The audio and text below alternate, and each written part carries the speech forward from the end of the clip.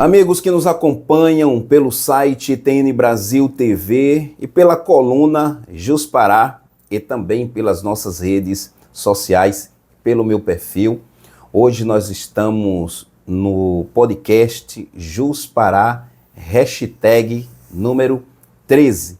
Irei conversar com a advogada Patrícia Bahia, depois ela vai dizer se é baiana ou não. Patrícia Bahia, candidata ao 5º Constitucional aqui no estado do Pará. Então você, amigo que não viu outras entrevistas, vai poder aqui saber o que é o 5º Constitucional, a importância e principalmente o porquê da nobre advogada ter colocado o seu nome à disposição. Então muito obrigado, advogada, por estar aqui conosco a essa hora da noite, atendendo o nosso convite.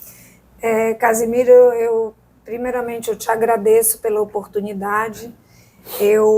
Foi difícil a gente conseguir a nossa agenda conciliar, em virtude de eu estar também viajando muito, em razão do próprio 5º Constitucional para o interior. E te agradeço e me disponibilizo aqui a ser sabatinada por você. É uma honra, porque você tem um número grande também de espectadores, e é muito importante essa divulgação do que é o 5º Constitucional, porque ele reflete em toda a sociedade. Ok, a primeira pergunta que faço, inclusive não está pautada aqui, e talvez seja a mais fácil ou a mais difícil. Quem é Patrícia Bahia? A Patrícia Bahia, eu vou começar pelo começo. Eu tive uma infância, graças a Deus, muito feliz. Tive uma rede de apoio muito importante. Os meus pais são servidores públicos, né? Alçaram cargos na época deles, do governo, também de importância. Mas eu fui criada como qualquer outra criança foi criada aqui em Belém. Estudei nos colégios aqui de Belém. Comecei a faculdade já depois, fora do estado, e retornei para cá, onde me formei. E começou a minha trajetória na advocacia. Então, eu sou uma pessoa que eu tenho uma personalidade, graças a Deus, forte. Eu sou muito leal às minhas convicções e aos meus propósitos, mas eu sou também uma pessoa simples e que se posiciona em relação às ideias. E trago uma bagagem profissional, depois de mais de 20 anos na advocacia, em que eu acho que as experiências me fazem contribuir muito em relação ao que a gente pode ensinar e aprender. Ok. Lendo as epístolas, né, paulinas, nas escrituras sagradas, na Bíblia, em um determinado momento o apóstolo Paulo falou acerca de pessoas que estavam pregando o evangelho pelas mais diversas motivações. Usando esse exemplo, eu trago aqui para a advocacia. Assim como tantas outras profissões, as pessoas adentram com as mais diversas motivações. O que te motivou a escolher o direito, a advocacia? Por uma questão de época. Hoje eu estou com 50, vou fazer 51 anos. Então, alguns milênios atrás,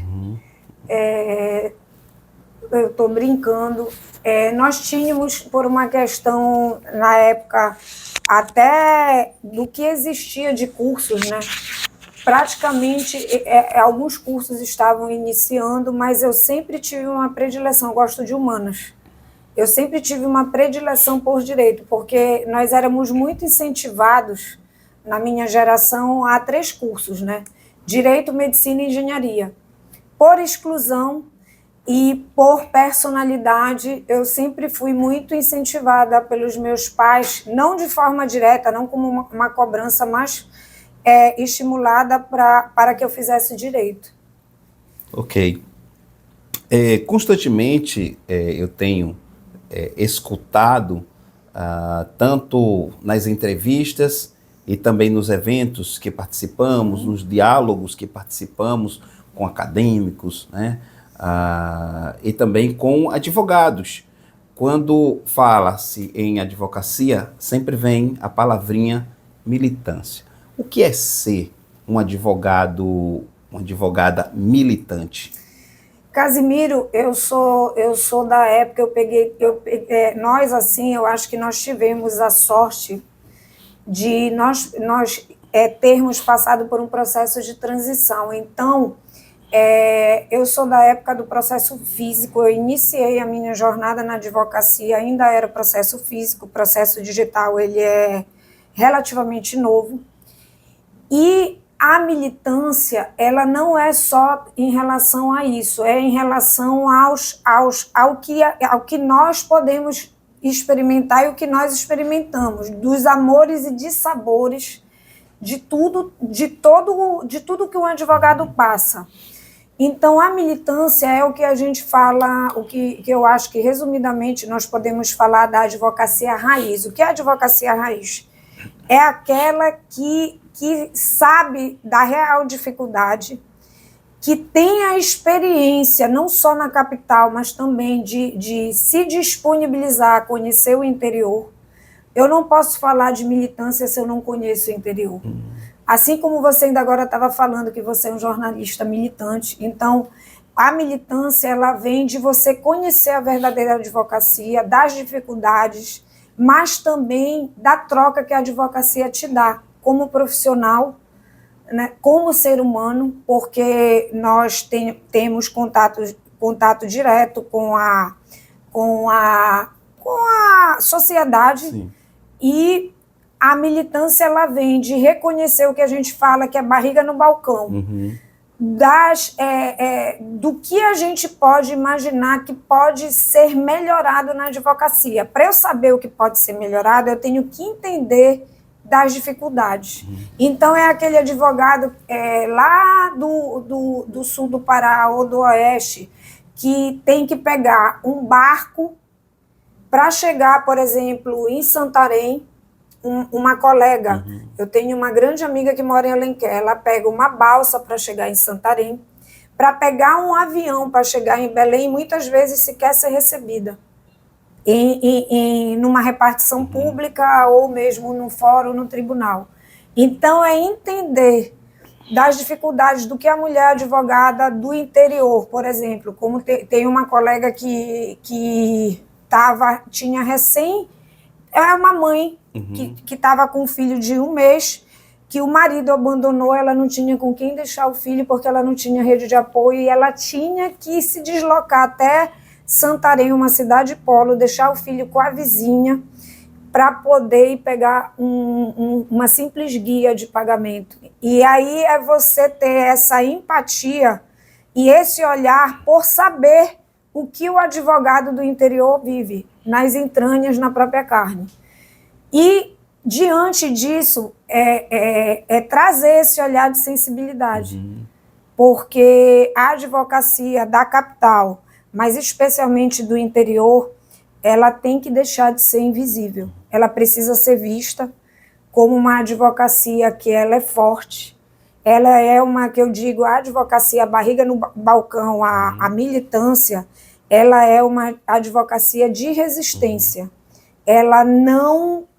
Se ela não tiver o amor pela advocacia, a sensação e o dever de você seguir, não desistir, muitos vão desistindo pelo caminho. E essa troca, eu digo, a advocacia, ela entrega o que a gente dá.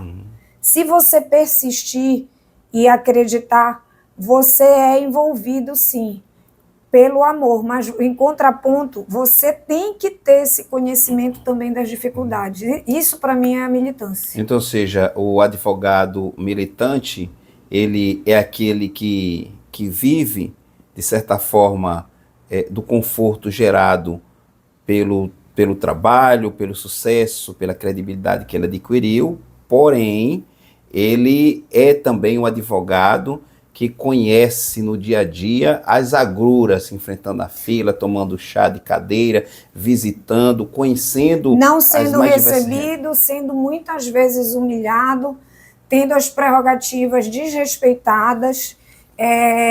Eu não posso dizer que eu sou militante se eu não souber dessas dificuldades. É impossível eu dizer que eu sou militante se eu estiver dentro do ar-condicionado e participar simplesmente de uma audiência online ou achar que a limitação de acessibilidade do advogado do interior ele é apenas físico. Não é.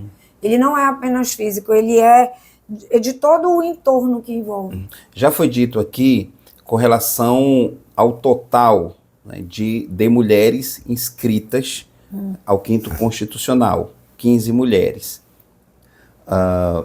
Até o momento, o desembargo, no que diz respeito à vaga, né, destinada ao OAB, uma mulher nunca ocupou o cargo, né, de desembargadora.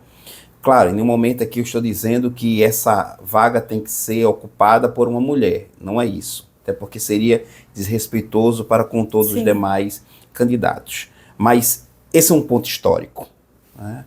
A outra questão, dentro desse ponto, as mulheres têm pautas legítimas, têm demandas, né, que são reais, são corriqueiras, das mais diversas, assédio moral, assédio para tudo quanto é lado, dificuldades, a forma como ela é recebida muitas vezes na delegacia e por aí vai. Mas as mulheres têm conseguido galgar, né, posições, as mulheres têm avançado em eventos que tenham participado, eu tenho visto um número grande de mulheres dando palestras e não simplesmente assistindo.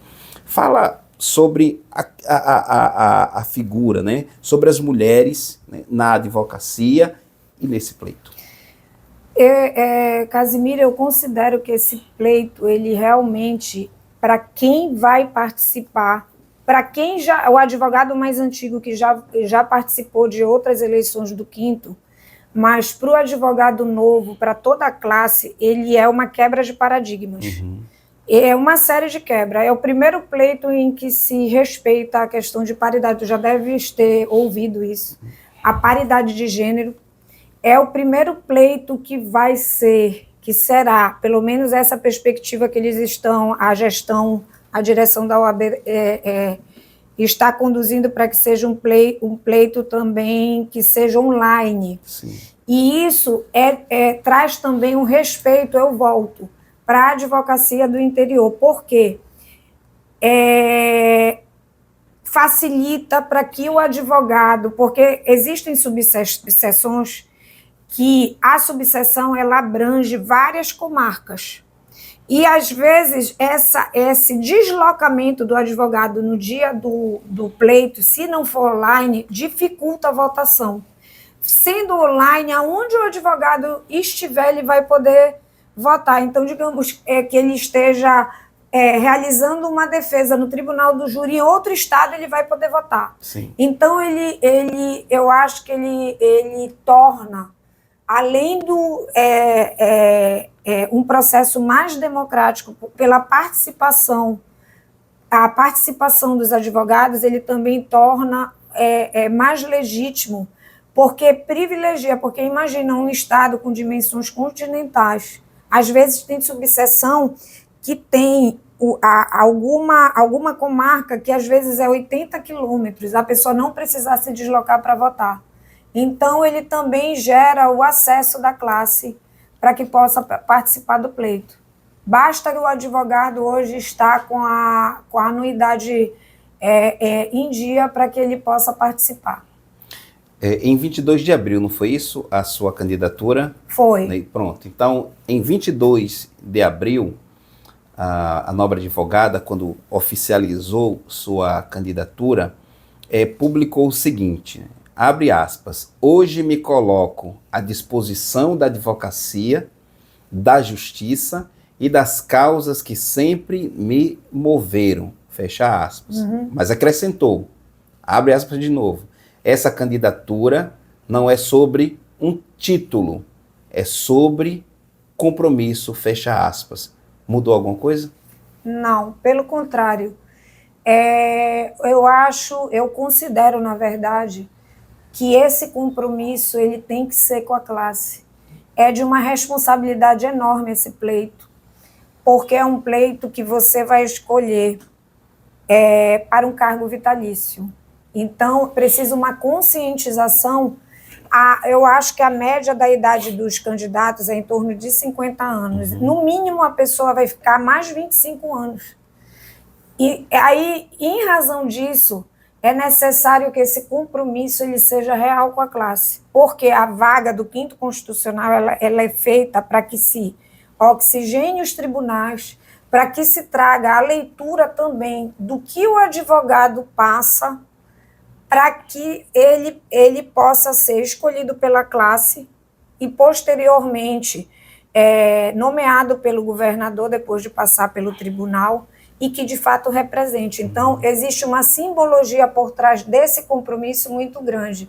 É esse compromisso que me move aí para o interior, por lugares que eu sempre advoguei, por lugares que eu não conhecia, em função do respeito. Eu tenho que me compromissar com o meu colega e ele saber quem é que ele vai escolher para que seja a voz dele dentro do tribunal. Isso é uma questão muito séria, porque se essa escolha ela tiver algum tipo de equívoco, eu vou ter uma pessoa que não vai representar a advocacia por 25 anos, ou que vai representar muito bem.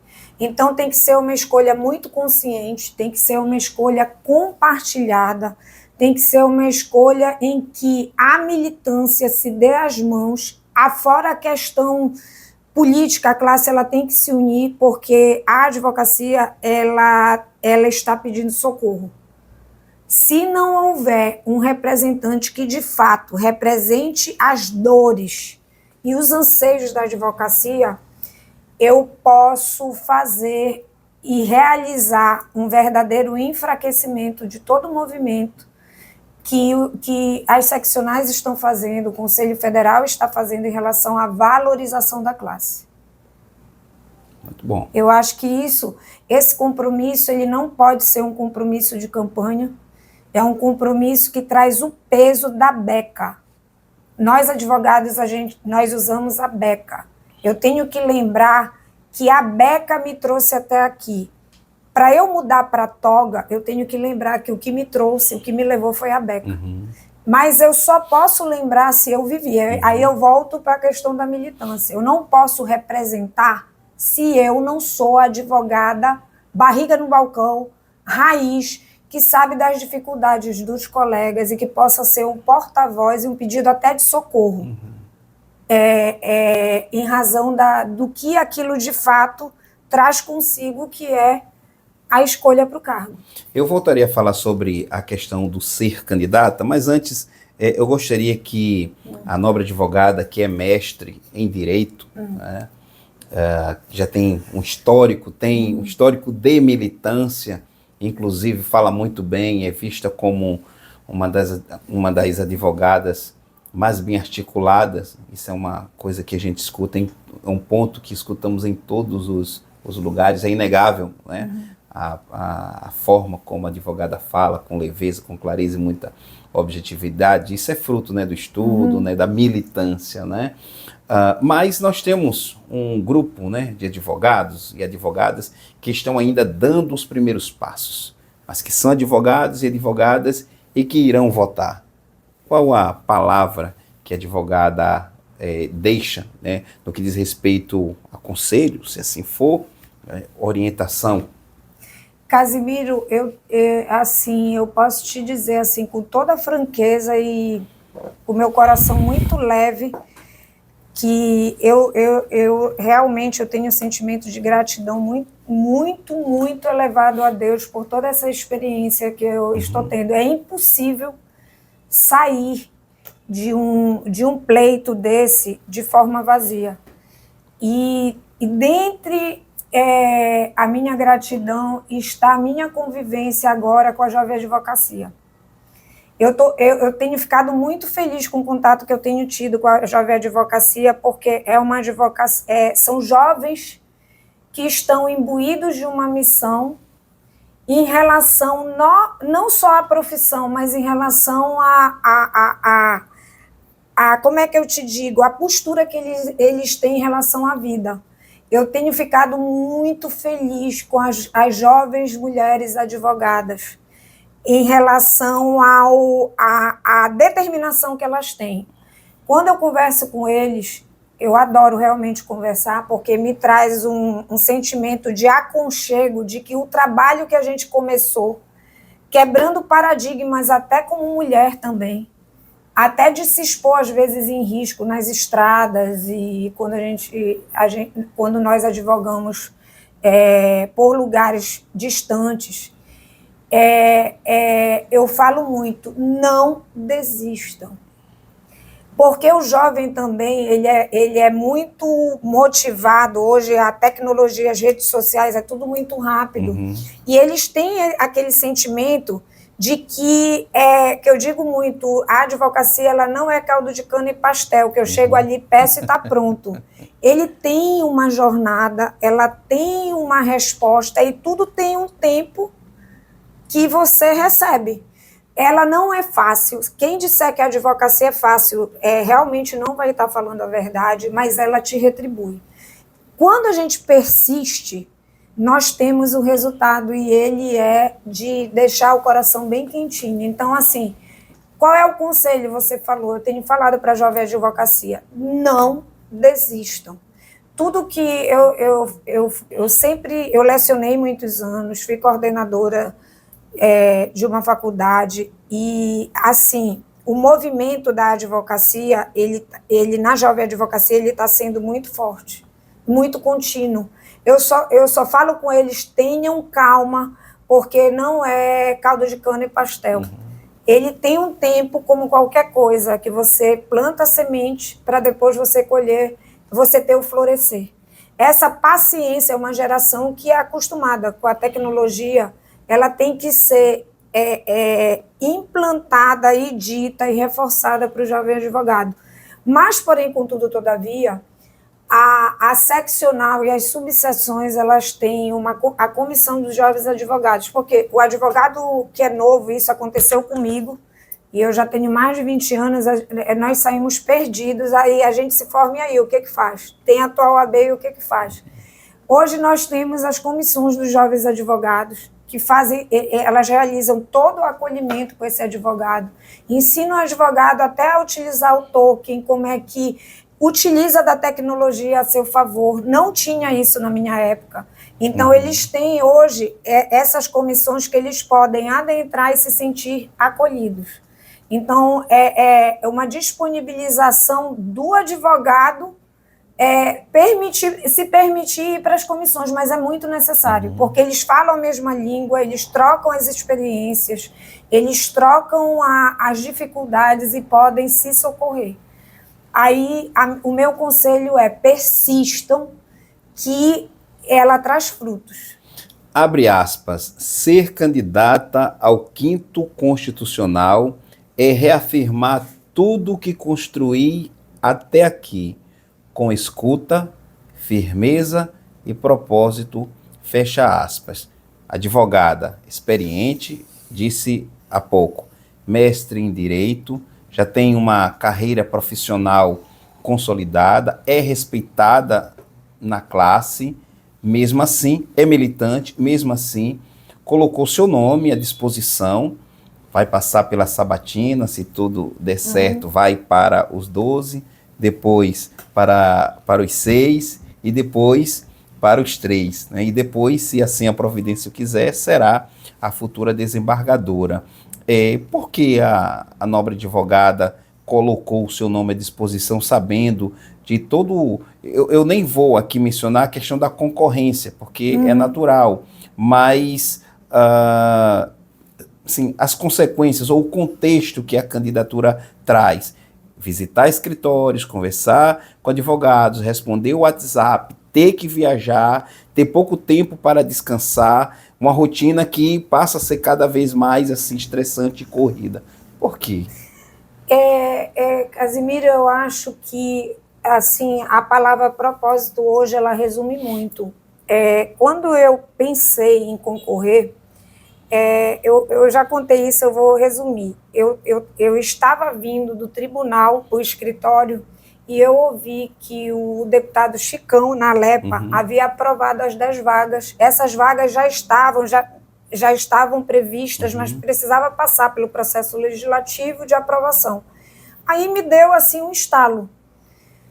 E aí, isso foi logo depois do Círio, do ano passado. Ou seja, a gente está falando aí de 6 de praticamente uma gestação de 9 meses. E eu estava lá na sessão quando foi aprovado. E me deu um estalo, porque hoje, com 50 anos, mais de 20 anos de advocacia, tendo uma jornada literal da militância, eu me sinto hoje preparada e madura, porque, veja bem, é um cargo que demanda um olhar humano, demanda uma prática, demanda um conhecimento do processo, quando eu falo do processo mesmo, processo judicial, mas ele também demanda uma questão, porque para que eu alcance o cargo, eu tenho que disponibilizar o meu nome e me expor. Sim. Coragem. E aí eu vou fazer o link, tu fizeste o link da questão da Bíblia. Sim. Aí eu vou pegar Josué, que na verdade, para mim, eu amo esse livro. E é um dos versículos mais fortes da Bíblia, que muitas vezes não é fácil. Que Deus ordena a Josué, ser forte e corajoso. Ser forte e corajoso, às vezes, não é fácil. Porque muitas vezes a nossa tendência é desistir. E aí, quando eu pego essa tua pergunta, o que me motiva o propósito? Eu acho que hoje eu estou apta a representar a classe. Por todo o histórico, pela jornada, mas em função da representatividade, de eu saber que a vida ela é feita de ciclos e que um novo ciclo eu posso galgar e experimentar representando de fato a classe. Então, eu me sinto hoje madura. A questão técnica, para mim, ela é um pressuposto, obviamente, mas ela não é apenas ela que vai chancelar. Porque não adianta eu ter doutorado, pós-doutorado, ter PhD, se eu não sei o que o advogado passa. Eu não posso representar. E aí, quando eu faço toda essa leitura, eu acho que sintetiza o amadurecimento. Até para que você concorra num pleito que você se expõe, você tem que ter esse amadurecimento e essa autoconfiança de que você pode, de fato, representar. Ok. Qual a importância? Claro, tudo que já foi dito aqui lança luz sobre a pergunta. Quanto à importância, né, dessa vaga, né, para a advocacia. Eu tenho falado muito, eu tenho repetido isso, e para mim é inegociável que a vaga do 5º Constitucional seja para a advocacia militante. Eu não posso admitir que, não desmerecendo, eu acho que a jornada de cada um é uma escolha e está tudo bem. Mas em relação especificamente à questão do 5º, eu não posso ser representada por quem de fato não me representa. Sim. Quem não sabe as dores, eu não posso colocar num cargo vitalício que depois não vai ter a empatia de olhar para o colega que veio lá do interior e não receber.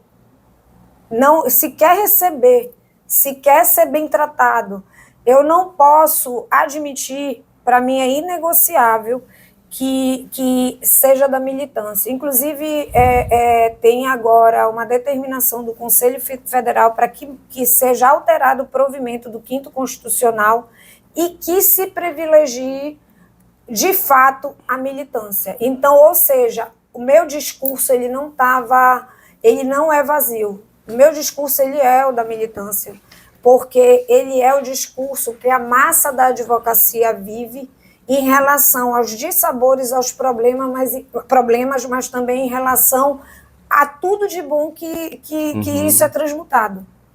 Basicamente é isso. Ok. Eu vou fazer uso do número inicial, de inscritos, 29, 15 mulheres, 14 homens. Então, de acordo com o edital, de acordo com as exigências, todos estão aptos a concorrerem ao quinto constitucional. Mas eu dirijo essa pergunta à advogada, Patrícia Bahia.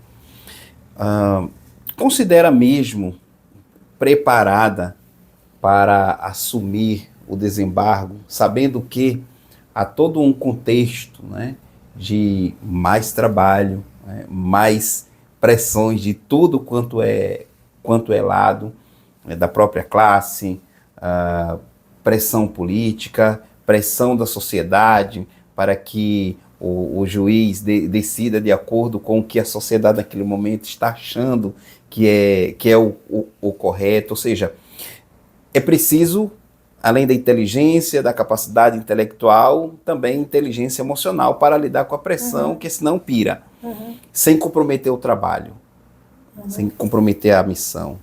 Aí a advogada acredita mesmo que está preparada para uma realidade dessa natureza? Eu me considero preparada em razão do que eu acho que tem que ser pré-requisito do cargo, que é o amadurecimento. Eu acho que essa leitura que tu fizeste em relação à pressão, você sem amadurecimento, inclusive emocional, você se torna incapacitada de olhar para a vida do outro, porque afinal de contas você tem vida de pessoas na sua mão. Existe todo um contexto humano. E justamente o amadurecimento, a vivência, o que se foi vivido, a sua jornada e a trajetória, eu me considero apta ao cargo. Esse olhar humano é necessário, mas o olhar técnico também é necessário. E você tem esse peso. A sociedade, ela, obviamente, em alguns casos, ela demanda determinados comportamentos, mas aí é que está. Você também ter a técnica para decidir conforme o que está contido nos autos. Antes de fazer aqui a última palavra, ou melhor, deixar o espaço para que a advogada deixe as suas considerações finais, eu tenho também perguntado, né, a todos os outros que têm vindo aqui conversar conosco sobre a possibilidade, né, e caso a nobre advogada chegue ao posto, né, ao cargo de desembargadora, é possível ser, né, uma juíza, uma desembargadora que por si só já carregará um peso maior e até mesmo um certo temor quem olha aquela figura de autoridade. É possível, mesmo assim, guardar a humildade, a humanidade, a gentileza, a caridade, como já dizia, né, Santo Agostinho? Casimiro, eu tenho utilizado muito como... Só te interrompendo, me desculpe, sem ser engolida, né, pela vaidade, pelo orgulho, pela arrogância, é possível o magistrado encarnar essas virtudes? Ele cumpriu o trabalho dele, de acordo ali com a lei, mas sem perder a graça.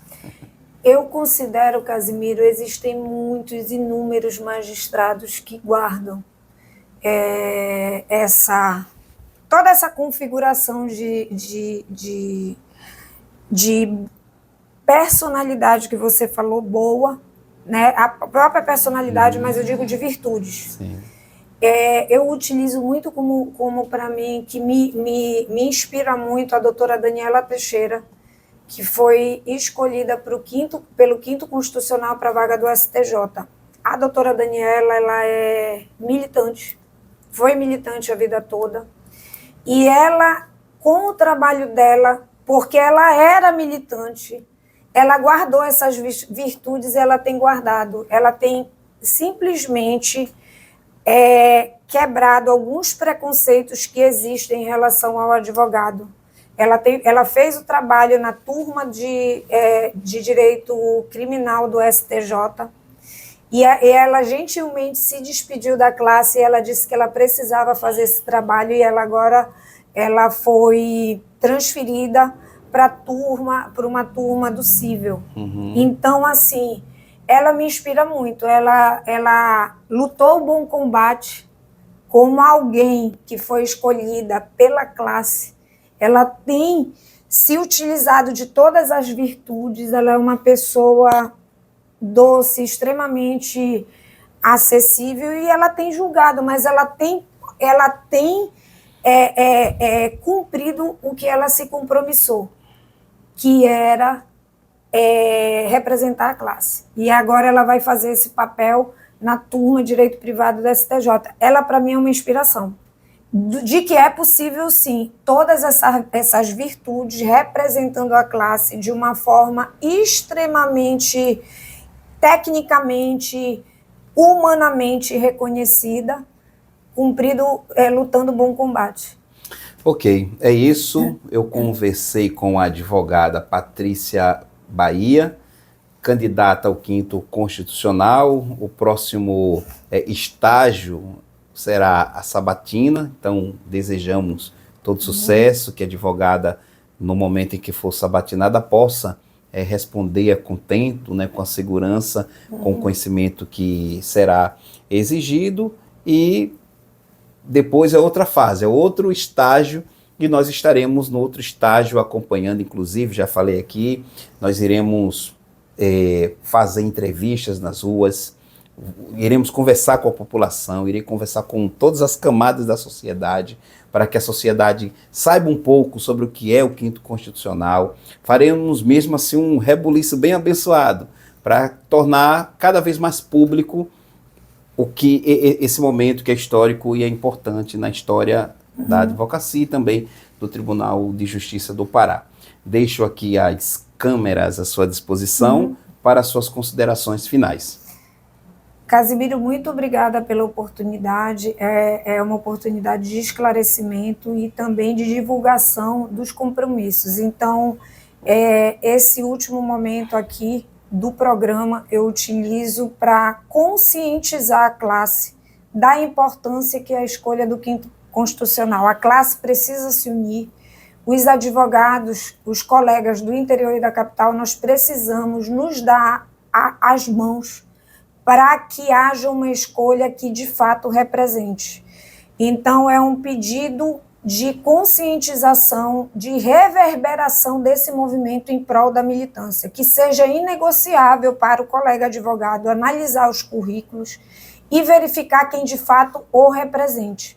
Então, obviamente, eu coloco o meu nome, né, Patrícia Bahia, aqui à disposição da classe, e peço para que votem, porque eu considero que eu carrego esses atributos para que a classe seja bem representada. Então, que o voto seja consciente, que o voto seja representativo, porque é um cargo vitalício, é um cargo que se elege agora para que se fique aí 24, 25 anos, então é de extrema importância que a pessoa que represente saiba as dificuldades. Não seja hoje todo mundo é advogado, e todo mundo é ungido, já está escolhido. E isso não existe quando eu estou falando de representação. O que vai representar é a segunda fase, se Deus quiser passar do conselho o número de votos. Isso vai falar muito do que a classe quer. Se a classe quer continuar no mesmo, ou se a classe quer alguém que ajude a mudar esse olhar em relação à advocacia, em relação à representatividade, em relação à importância de escolha do 5º Constitucional. Então, a minha fala, o meu pedido de conscientização para os colegas é esse. Ok, então muito obrigado, advogada Patrícia Bahia, por ter aceitado nosso convite, por ter vindo aqui conversar conosco. Agradeço aos amigos e amigas que sempre nos acompanham, aos profissionais da advocacia e acadêmicos e acadêmicas que têm assistido às entrevistas e depois têm conversado conosco, e todos tomado aquele cuidado de não se manifestarem aqui e acolá por diversas razões, né? Então agradeço a todos vocês, mais uma vez, muito obrigado, nobre advogada, por ter aceitado nosso convite. Eu que te agradeço, muito obrigada pelo espaço, Casimiro, Deus te abençoe. Ok, então, até mais, grande abraço a todos, e as letrinhas agora vão subir aí. Tchau.